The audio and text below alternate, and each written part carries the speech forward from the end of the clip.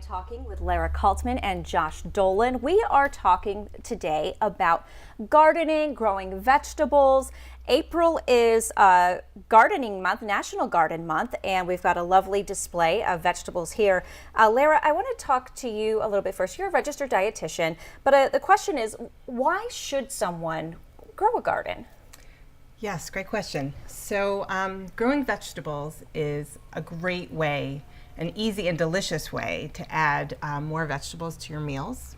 So we know that it's important to eat lots of fruits and vegetables, and because they provide important things like fiber and minerals and vitamins. Also, gardening is a great way to stay active. Okay. And an opportunity to be outdoors and relax with your family and friends.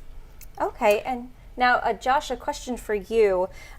You work for Finger Lakes Eat Smart New York, which is a program funded by SNAP, the Supplemental Nutrition Assistance Program. And a question for you is, if you are a SNAP recipient, can you, and you want to get into gardening to maybe grow a source of your own vegetables, can you use your SNAP benefits to purchase some of the necessary starting elements to start your own garden? Yeah, absolutely. You can use your SNAP benefits at any of the stores where they sell vegetable starts or seeds. Okay.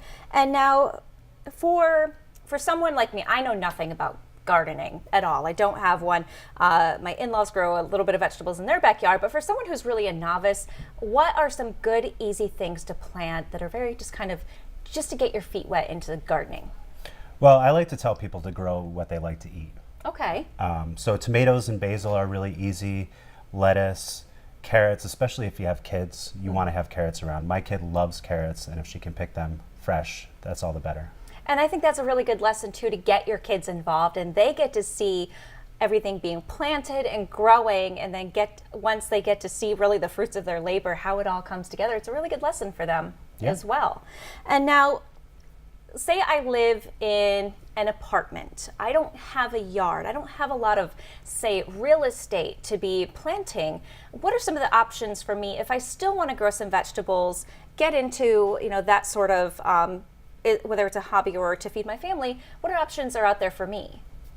Well, container gardening is a really easy way that people with not a lot of space can grow vegetables. So if you have an extra 5-gallon bucket, all you have to do is drill a couple holes in the bottom so you can drain it, and then add soil. Okay. So you can grow in a bucket on a patio, on pavement, or on your porch. Okay. And so, Lara, there's really, even if you don't have a big yard, there are options out there. Absolutely. There for you.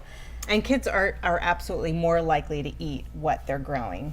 Okay. So getting your kids involved is a great way to get them to eat more vegetables. Yeah, and I've just noticed that myself, having a 3-year-old, that if I start including him in the process of cooking, he's a little bit more likely to eat what I have put together for him.